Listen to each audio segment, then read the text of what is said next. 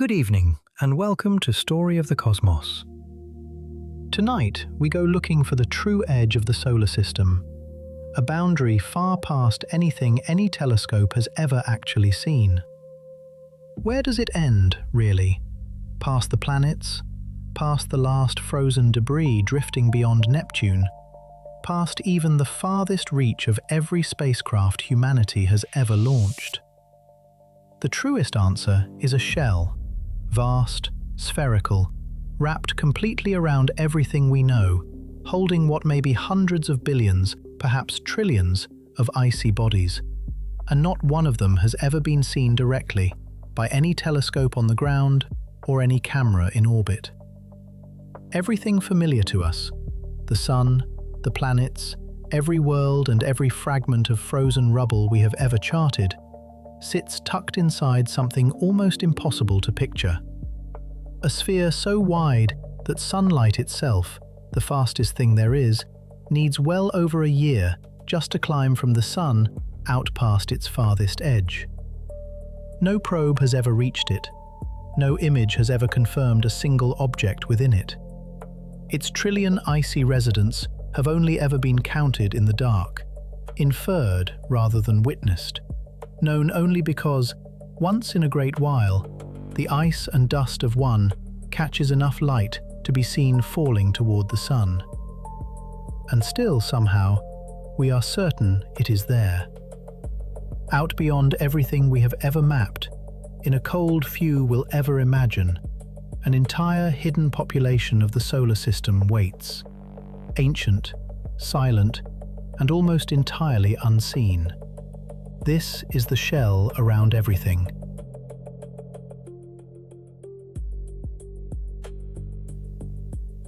No telescope ever found it. A single sheet of orbital calculations did. In 1932, an Estonian astronomer named Ernst Öpik noticed something that didn't add up. Comets burn away every time they pass near the sun, their ice boiling into space, their tails stripped by sunlight. And yet new ones kept arriving, steady as ever. Something, somewhere, far out in the dark, had to be resupplying them.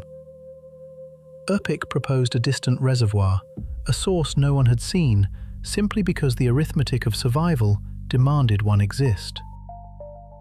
It took 18 more years for someone to build the case. In 1950, the Dutch astronomer Jan Oort sat down with the recorded orbits of 19 long-period comets, the ones that take centuries, sometimes millions of years, to complete a single loop around the sun. No spacecraft, no probe, nothing but pen, paper, and old observations. He traced each orbit backward, further and further from the sun, watching where each path seemed to originate, before the comet ever fell inward toward us at all. 10 of them traced back to roughly the same enormous distance from the sun. Not a place anyone had photographed, not a region any instrument of the era could resolve. Just a shared distance, impossibly far out, that piece after piece of celestial bookkeeping kept pointing back to, independently, one after another. That kind of agreement doesn't happen by chance. Something had to be sitting out there, in the dark, sending these travelers our way. That agreement was the discovery. Not a picture, not a signal, a pattern hiding in numbers that had been sitting in observatory logs for years, waiting for someone patient enough to trace them all the way back. Today, in honor of both men's insight, some astronomers still call it the Öpik Oort Cloud, a shared credit for a shared kind of seeing, one built entirely on reasoning in the dark. A mystery solved without ever once looking up. Light leaves the sun and reaches Earth in 8 minutes. But to reach the far edge of the shell this story is about, that same light needs a year and a half. That is the scale we are now stepping into. Not a belt, not a ring, but a sphere. Picture the solar system as we normally draw it. The planets, then the icy debris of the Kuiper Belt, flat and disc-shaped, hugging the same plane the planets orbit in, ending somewhere around 30 to 50 times the distance from the Sun to the Earth. That is where most maps stop. But the Oort Cloud begins far beyond that gap. Its inner edge doesn't start until somewhere between 2,000 and 5,000 times the Earth-Sun distance, a stretch of nearly empty space between the two regions. From there, it keeps going. Out past the inner edge, the cloud may extend as far as 10,000, perhaps as much as 100,000, times the distance from the Sun to the Earth. At its outermost reach, it stretches somewhere between a quarter and half of the entire distance to the nearest other stars. Sunlight, which needs only 10 to 28 days just to reach the cloud's inner edge, needs a year and a half more to cross all the way through to its outer boundary. And unlike the Kuiper Belt, this is not flat. It has no preferred plane, no favored direction. It surrounds the Sun and the planets and the Kuiper Belt itself from every side at once, above, below, in front, behind. A sphere built around everything we know rather than a ring beside it. Nothing marks its edges. No wall, no boundary line, no glow. Just distance. So vast that our entire visible solar system would sit like a single grain of sand near the center of it. A shell built from emptiness itself.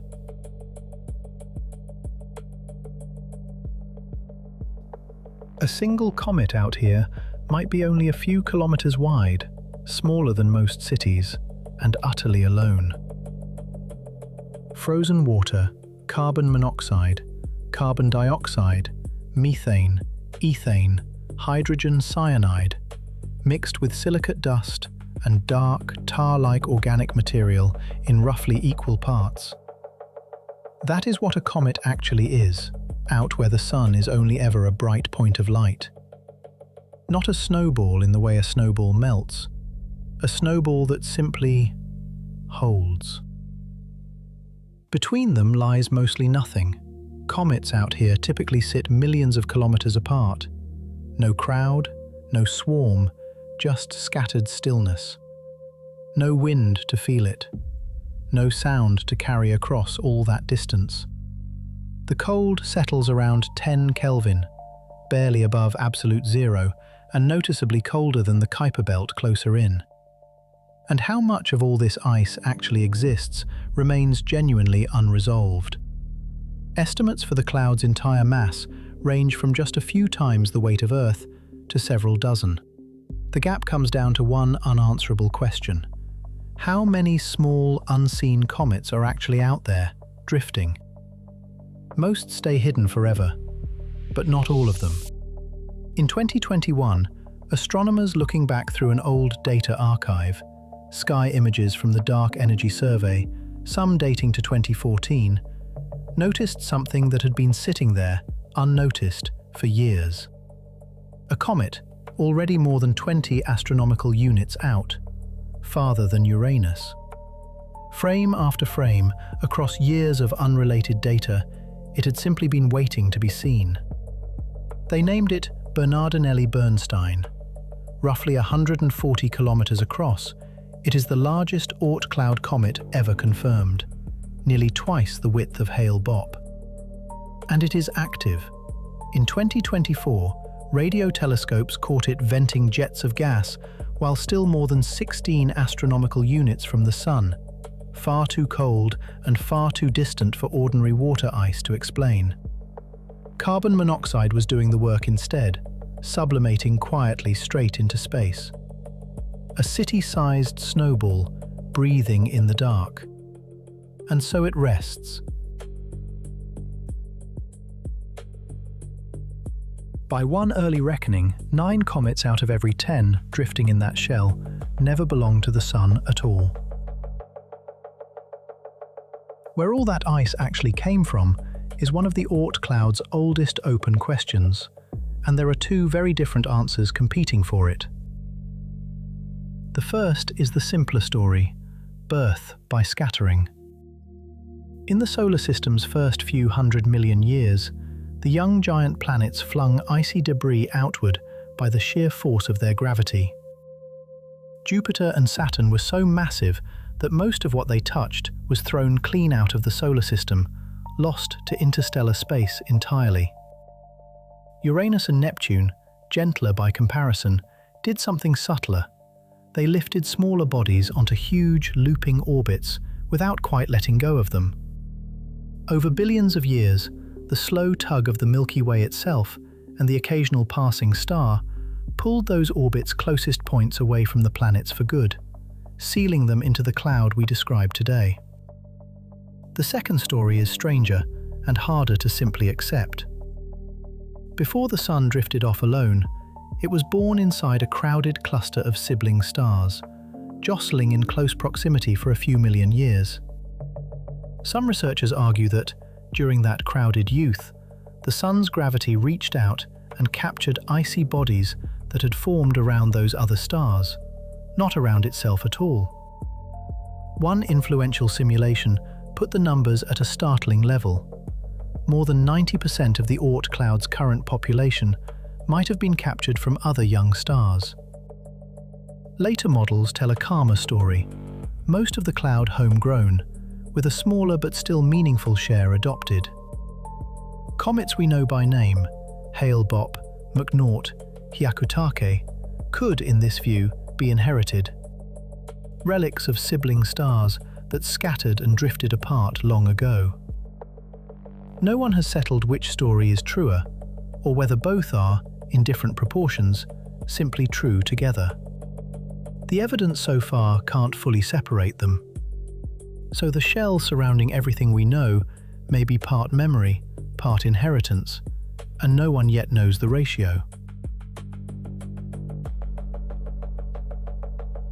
Every single day, out beyond the planets, Voyager 1 puts another million miles behind it, and at that relentless pace, it is still centuries away from even the near edge of the shell it is heading toward. Centuries. Long enough that everyone who built it, tested it, waved it goodbye from mission control, long enough that all of them will be gone before it arrives.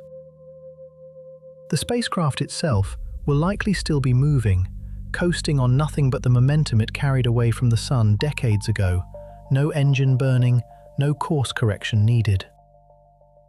It doesn't have to steer. It only has to keep going. And reaching the edge is not reaching the end. Once inside, Voyager would need something like 30,000 more years before it finally drifted out past the far side of the shell. A single passage through comet country, stretching longer than all of recorded human history, several times over. But it will never make that crossing. Long before the numbers add up, the decaying plutonium at its heart will no longer supply enough power to keep its instruments awake.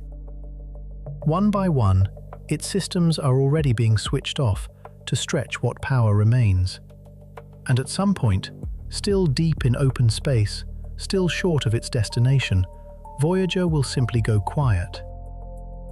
Its twin, Voyager 2, following its own path out of the solar system, is racing toward the very same fate. Both spacecraft destined to fall silent long before either one reaches the shell they're aimed at. No signal. No further data. Just a small, silent shape, drifting on toward a boundary it will approach for centuries and cross for tens of thousands of years more, long after anyone is listening. A journey with no one left to finish it.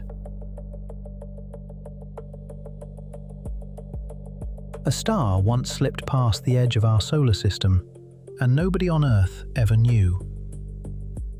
That was Schultz's star, a dim, faint binary system, barely brighter than embers, that drifted through the outer reaches of the Oort Cloud roughly 80,000 years ago. Early humans were walking the Earth at the time. Almost certainly no one ever saw it. The star was far too faint for the naked eye, though its rare, violent flares may have flickered it briefly into view, a nameless spark in the night. It passed at right around a light year from the Sun, roughly 4 times closer than our nearest stellar neighbour sits today. And because the star was small and the crossing brief, its pull on the cloud was likely gentle. A graze, not a blow. The comets it passed barely noticed. Not every encounter arrives and leaves unannounced, though. Some are already written down before they happen. Astronomers, tracking the precise motions of nearby stars, have calculated that a star called Gliese 710, 64 light-years away today, is moving steadily toward us. In roughly 1,300,000 years, it will pass directly through the outer Oort Cloud, coming within perhaps 10 to 16,000 astronomical units of the Sun. No one will discover this the way Oort discovered his comets, working backward from a mystery. It is already known, plotted, dated, a future event with a place on the calendar, and no one who will ever be there to watch it arrive. Stars drift near. They always have. For a while, the Sun was suspected of hiding a twin, not a planet, a star. In the 1980s, some scientists proposed that the Sun might have a faint, undetected companion, a dim red or brown dwarf, tracing a long, lazy orbit far out past the planets, dipping into the Oort Cloud roughly every 26 million years.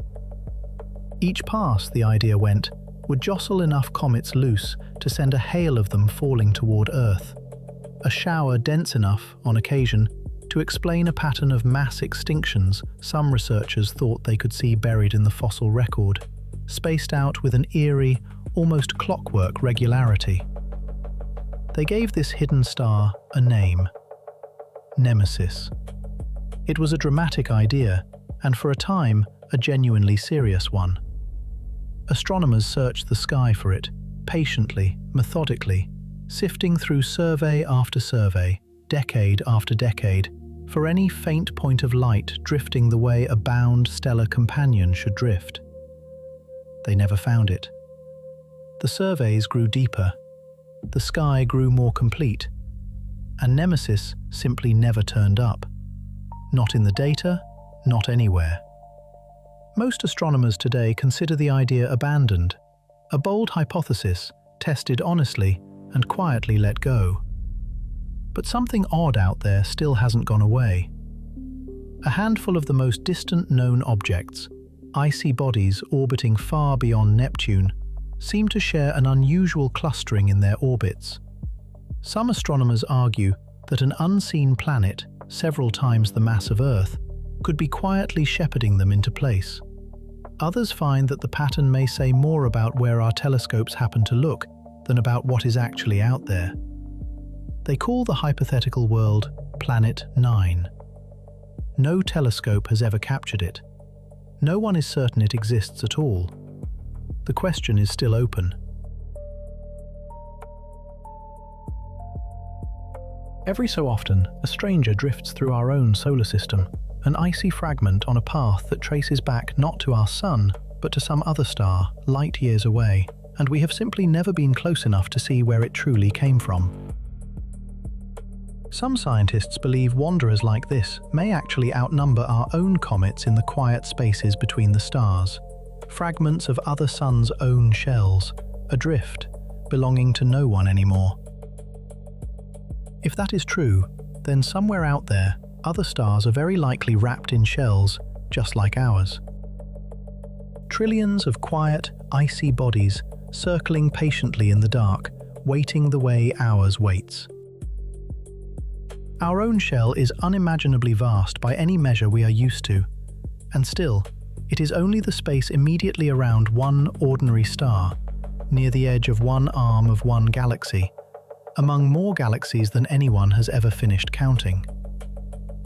Much of what surrounds us remains the way the Oort Cloud itself remains, reasoned toward, never directly seen. Not because it isn't real, only because it is simply too vast, too dark, too far, for any instrument we have built to see all the way through. Out beyond the planets, Beyond anything we have ever sent, that shell keeps turning slowly in the dark. A small light, a larger dark. This has been a story of the cosmos. Out there, the stories go on, slowly, quietly, as they always have. Let this one drift on without you until the next journey.